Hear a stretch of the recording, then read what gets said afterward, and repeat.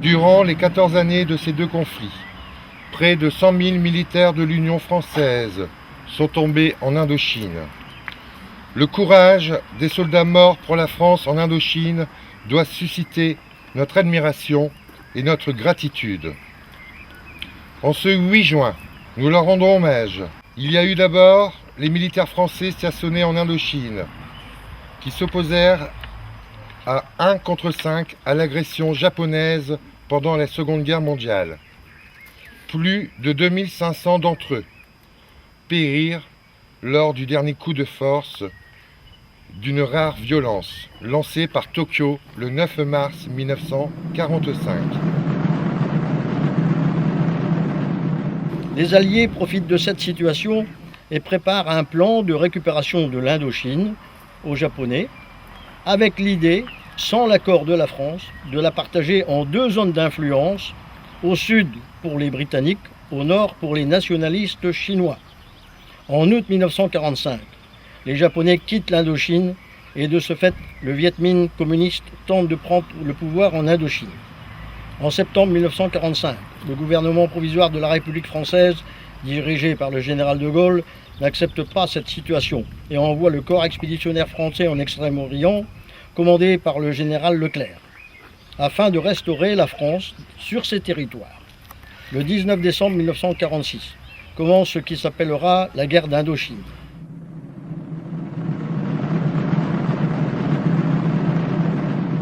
La douleur de l'occupation et des crimes qui ont été commis dans notre pays, puis l'euphorie de la libération, ont jeté comme un voile d'oubli sur la première guerre en Indochine et sur l'engagement de ces hommes.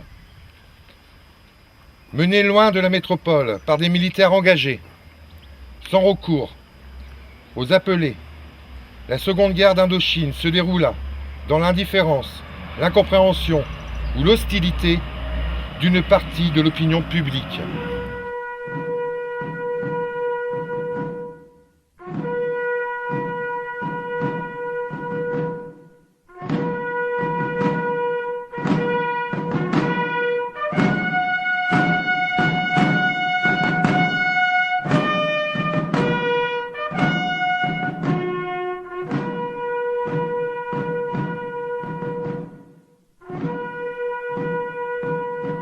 En novembre 1953, le général Navarre décide d'attirer le Viet Minh dans un piège dans la cuvette de Dien Bien Phu, seul endroit de la région avec la possibilité d'implanter un terrain d'aviation pour le ravitaillement. Ce sera l'opération Castor. La bataille de Dien Bien Phu durera jusqu'au 7 mai 1954. Le Viet Minh va payer très cher sa victoire par 25 000 morts. La France a 2 000 soldats tués et 11 000 prisonniers, dont 70% décéderont en captivité suite aux mauvais traitements infligés par le Viet Minh. Début 1954, alors que nos soldats se battent, le gouvernement français de Mendes France mène des négociations avec le Viet Minh qui se termineront par les accords de Genève les 20 et 21 juillet 1954, qui entérinent les indépendances du Laos et du Cambodge, ainsi que le partage du Vietnam en 2 entités. Au nord, la République démocratique d'Ho Chi Minh, au sud, l'État de Bao Dal.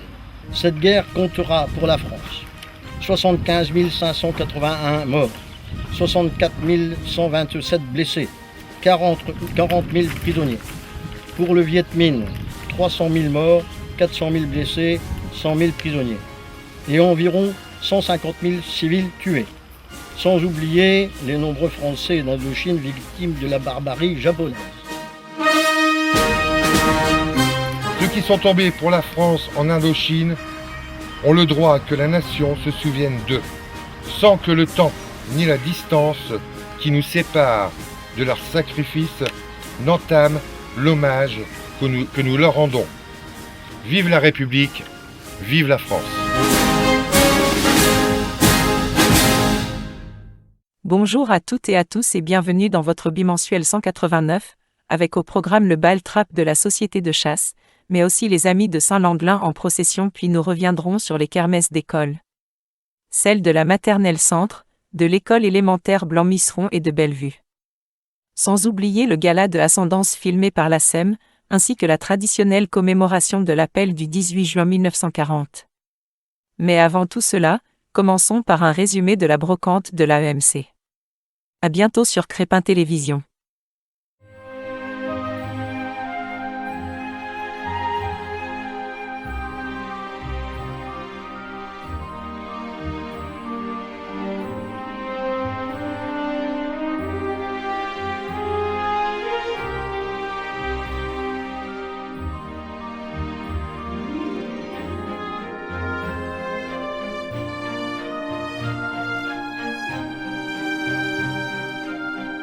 Alors on a commandé le soleil, parce que l'année dernière on a eu la pluie.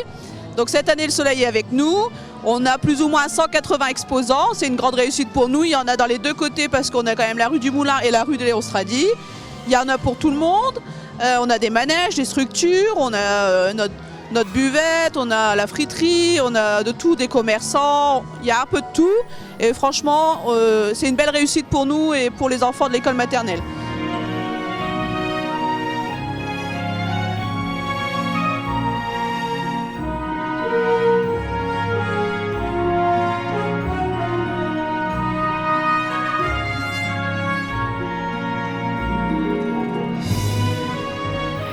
Regardez, vous passez pas inaperçu, hein. C'est fait exprès. C'est un accroche. C'est une accroche. Après je me mets debout, blablabla, et puis j'ai plus rien à vendre, pratiquement. J'ai bien fait de venir, merci Crépin.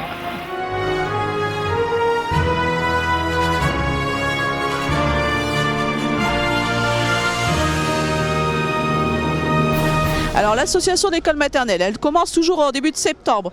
Septembre, on lance les actions pour Noël. Donc ça va être Noël, ça va être les objets personnalisés, la vente de jacinthe, tout ça pour offrir des cadeaux de Noël aux enfants pour Noël et le goûter de Saint-Nicolas. Après, vous avez les actions de février jusqu'à mai pour ce qui est fête des mères, Pâques, tout ça. Et là, cette année, on offre encore aux grandes sections des pochettes personnalisées avec des crayons dedans. Donc chaque enfant recevra sa pochette avec son petit prénom gravé dessus. Nous avons aussi, avec Madame Vermeil, vu avec Madame Vermeil pour financer les structures gonflables qui auront lieu pour la kermesse. Et chaque enfant va recevoir en fin d'année, en juin, le livre de fin d'année. Donc je pense que nos actions ont été menées à bien.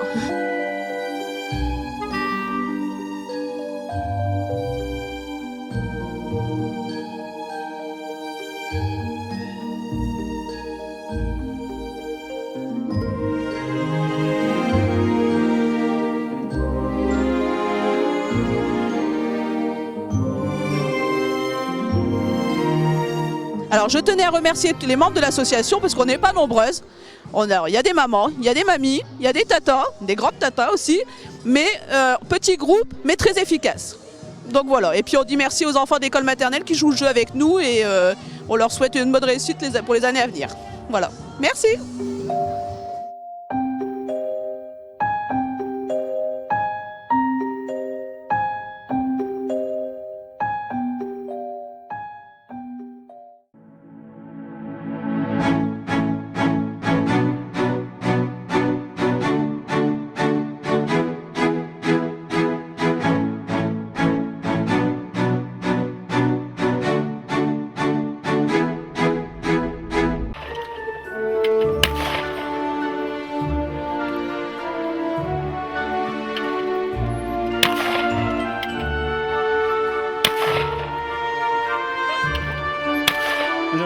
Le baltrap consiste à tirer des plateaux en argile d'une centaine de grammes à une vitesse relativement importante selon la discipline et on peut le pratiquer en temps libre comme aujourd'hui en interne d'une société de chasse par exemple ou alors en adhérant à un club grâce à une licence qui est payée à l'année, pour l'année.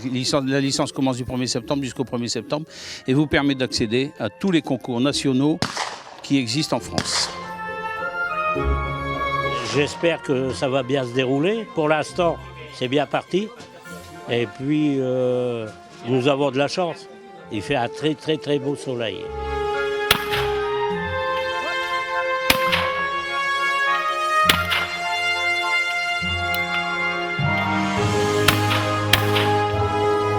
l'essentiel, c'est de faire venir des gens pour s'intéresser à ce sport, parce que c'est un sport qui est relativement difficile. Ça demande de l'adresse, ça demande de la musculation.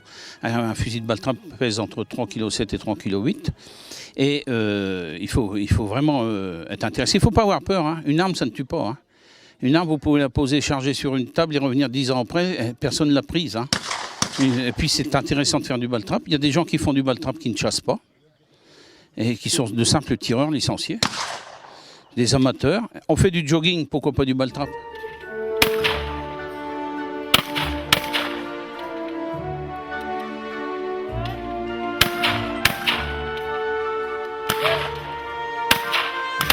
Non, mais la société de chasse, tout le monde la connaît, hein. Hein, nous sommes une large société. On fait pour que tout le monde puisse être content de nous. Mais bon, c'est pas toujours évident. Mais on y met du cœur. Mais on y met du cœur. On met du cœur à tout.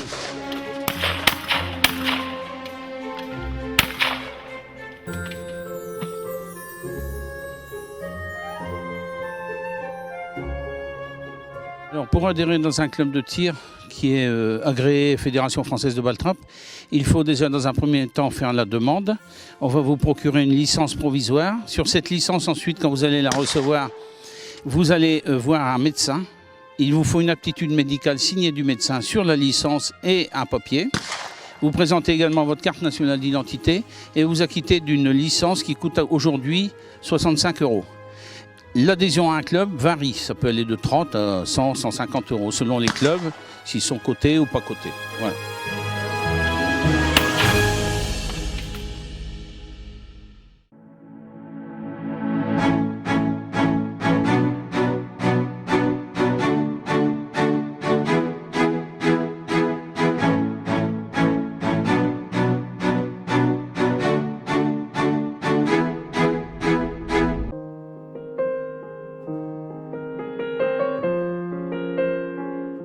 Délaissant tes richesses et les partageant avec les pauvres, tu te fis pèlerin sur les chemins de France et d'Italie. Obtiens-nous d'élargir notre charité au-delà des frontières et d'être accueillants à tous les migrants. Méprisant la peur de la maladie et de la mort, tu te fis serviteur des exclus, soignant les pestiférés rencontrés en chemin. Comme un frère aîné, apprends-nous à marcher sur les traces du Christ en pansant les blessures du corps et de l'âme.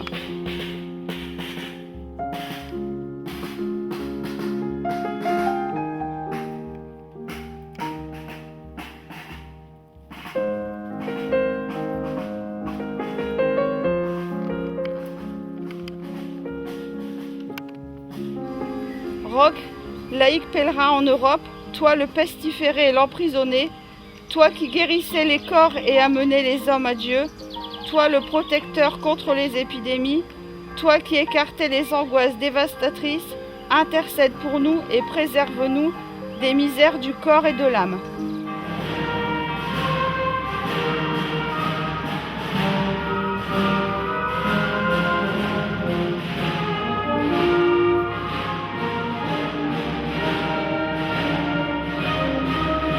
Effectivement, nous sommes une petite association, nous ne sommes que quelques membres, mais on se retrousse les manches, on essaie de faire tout ce qu'on peut pour récolter des fonds. Le coût de la restauration est très élevé, hein, il faut compter plus de 50 000 €. Donc on se tourne vers toutes les aides possibles et on a de l'aide de Béatrice Descamps, notre députée, et notre municipalité que je profite de l'occasion pour remercier.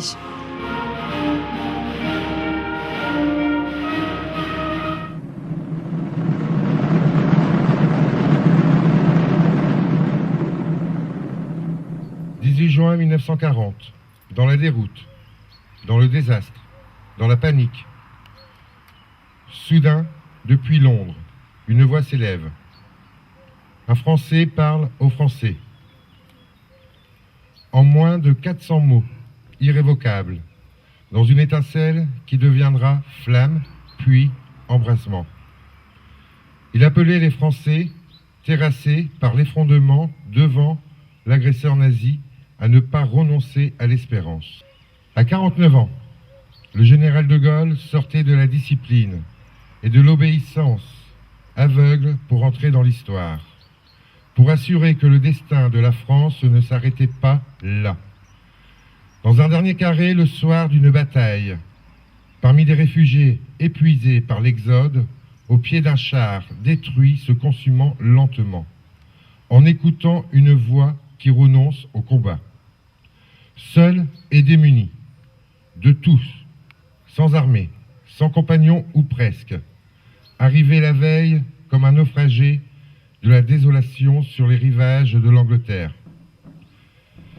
Il sait qu'il faut continuer la lutte, à tout prix, pour qu'au jour de la victoire, la France ne soit pas ce pays vaincu de juin 1940.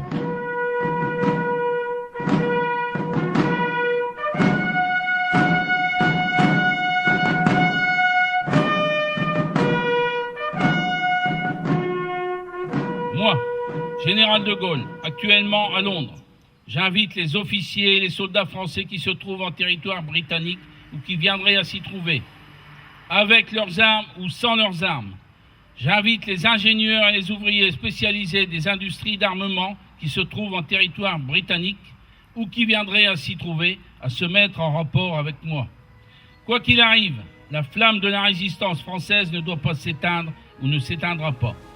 Demain, comme aujourd'hui, je parlerai à la radio de Londres.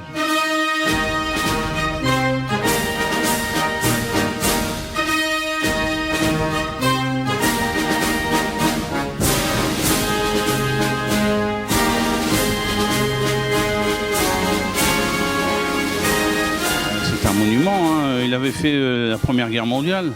Il était capitaine à l'époque dans les blindés. Et ensuite, il ne pouvait pas supporter le fait que la France ait subi une défaite comme ça.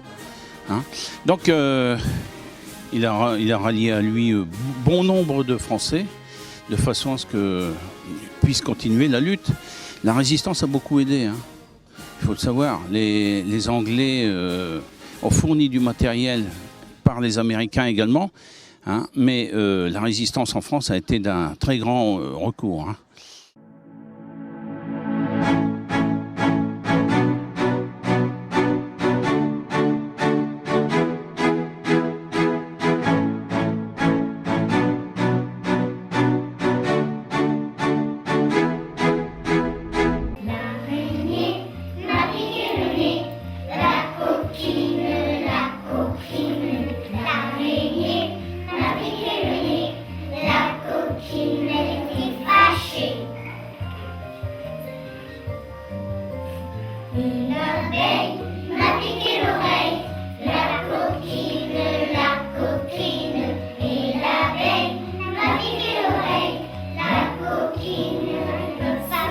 Alors nous avons fait le choix de faire une chorale autour du thème de la nature, étant donné que les aînés sont venus nous aider à faire des petites plantations, des fruits, des légumes, des fleurs, établir un petit jardin. Nous avons fait le choix de chanter sur ce sujet, sur ce thème, autour des fleurs, des petites bêtes, de la nature en général, et de leur offrir un petit dessin comme petit cadeau.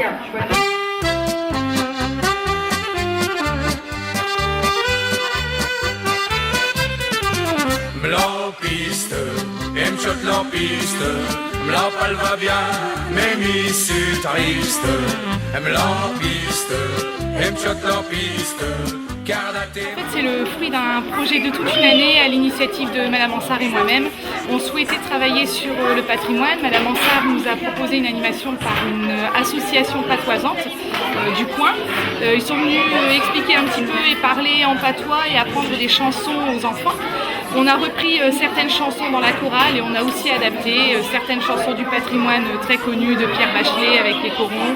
On a aussi un papy d'élève qui est intervenu dans la classe pour nous expliquer comment fonctionnaient les mines à l'époque. Garde à tes mains, mlopal va bien, mlopiste, emciot lopiste, mlopal va bien, mais mi su triste. Mlopiste, emciot lopiste, garde à tes mains, mlopal va bien. C'était un concours de dessin, il fallait dessiner, c'était un concours autour des mains, donc sur l'hygiène des mains. Et le but était d'être sélectionné forcément. Et le dessin, après, elle est reproduit sur un distributeur de savon pour équiper les sanitaires de l'école. Donc c'est très joli en fait, très très colorés. En fin de compte, SC Johnson Professional est un fabricant de produits d'hygiène cutanée, donc de lavage pour les mains. Et on veut sensibiliser à l'importance du lavage des mains dès le plus jeune âge. Et en petite section de maternelle, nous sommes arrivés aujourd'hui dans l'école de Crespin parce qu'Aïcha a été la gagnante de la catégorie maternelle. Elle a fait un superbe dessin qu'on a reproduit sur un distributeur de savon qui vont être installés dans les sanitaires de l'école et les enfants pourront tous les jours se laver les mains.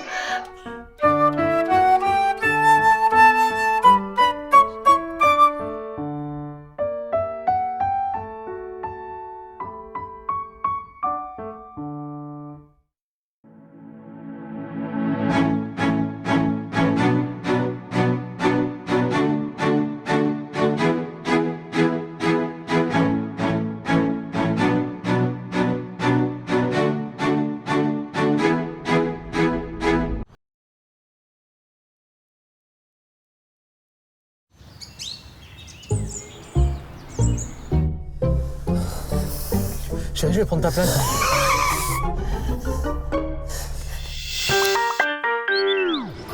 Regarde bien dans tes rétros. Oui, maman. Je commence à avoir un peu faim, moi. On a reçu une flamme de Snipshoot. Tu fais quoi là? Je voulais juste regarder. Tu sais que c'est interdit de regarder son téléphone en conduisant. Mais si c'est Tim, peut-être qu'il veut me dire qu'il me kiffe. Ou peut-être qu'il veut faire une choré avec moi sur TokTok. Peut-être qu'il veut me dire qu'il sort avec ma meilleure amie. Peut-être que c'est pas Tim. Reste focalisé sur ta conduite. Tiens, il y a un nouveau TokTok. Maman, s'il te plaît, j'ai le pouce qui tremble. Non, tu gardes les mains sur le volant. Juste une notif, s'il te plaît, juste une. Regarde la route. Oh, une promo sur les chipots. Ah bon, une promo sur les chipots? Non, tu nous auras pas. On télécharge la carte du GPS sur le téléphone et on passe en mode avion. Vous êtes nombreux à utiliser les GPS de vos téléphones sur la route. Mais attention à ne pas déraper en consultant sa messagerie, ses textos et ses applications préférées. Une seconde d'inattention suffit à causer de graves accidents. N'hésitez pas à désactiver les notifications, vous serez moins tentés. Il s'est passé quoi avec ton téléphone? J'ai reçu des notifications pendant que je cuisinais les chipots. Fallait que je les consulte. Ah, je suis couvert de gras. Oh, c'est pas frais. Ne mangez pas ça, hein.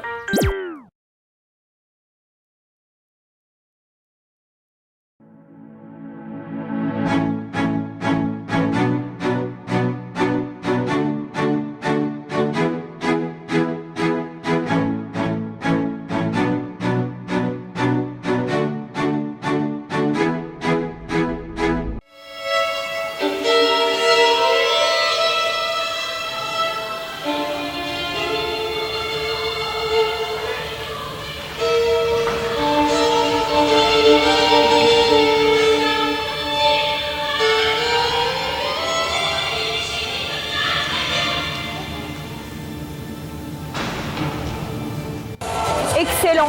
Les filles sont hyper investies, elles sont présentes, elles sont motivées. Ça fait plaisir de voir ça. Alors certes, c'est vrai que c'est du travail tout le long d'une année. Énormément aussi, bien sûr, juste avant pour les préparatifs. Mais quel bonheur de les voir. Les gens qui sont super contents. Voilà, que du positif.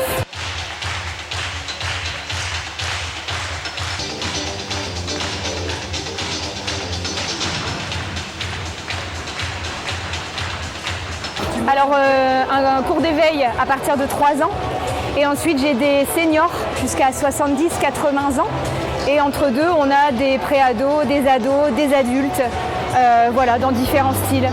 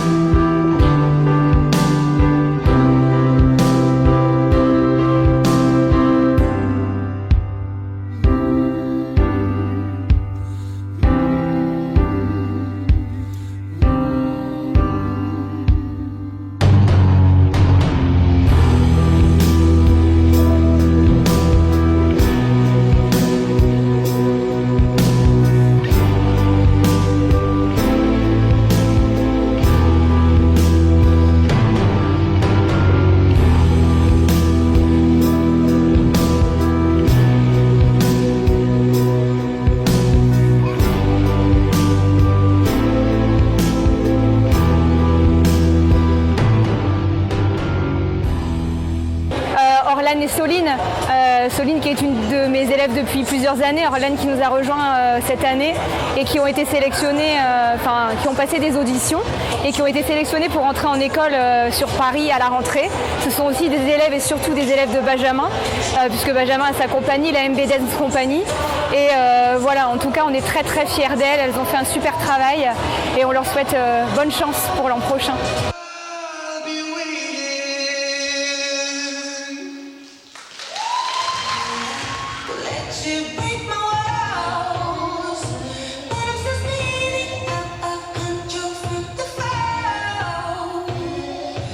Alors en fait, les élèves, si elles ont du potentiel, ça se repère très vite. Nous, on les fait travailler. Si elles ont envie d'évoluer, elles évoluent. C'est elles qui sont en demande. On n'est pas là pour les pousser. Physiquement, c'est difficile aussi parce que ça demande beaucoup de travail. On veut que ça reste du plaisir. C'est très important. Physiquement, ça joue aussi sur le corps, la fatigue. C'est beaucoup d'heures d'entraînement. Et tout ça, il faut aussi les protéger. Donc, en tout cas, on essaie de beaucoup les écouter. Et voilà, je leur dis toujours un peu de repos. C'est important. Il faut s'écouter. Et il faut que ça reste surtout du plaisir.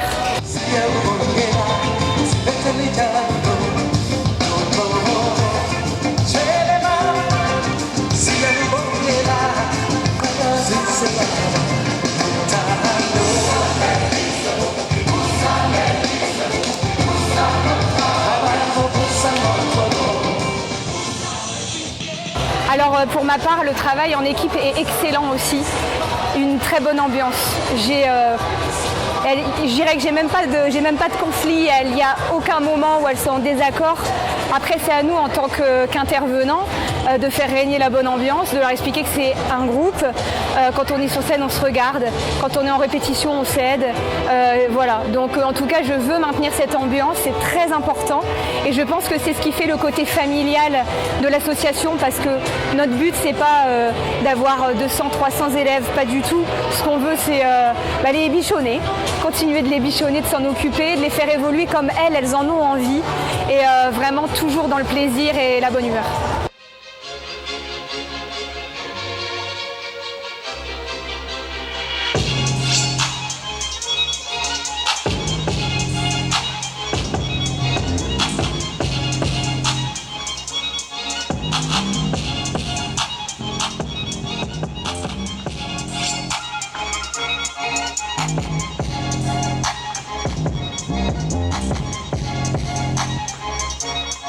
Au niveau des inscriptions, on va en faire d'ici la fin juin. Il y a une communication qui sera faite via la ville de Crespin. On a une page aussi Ascendance et du coup un compte Facebook et Instagram. Et puis aussi en septembre, et ils auront tout à fait la possibilité de pouvoir venir faire des cours d'essai autant qu'ils en ont envie.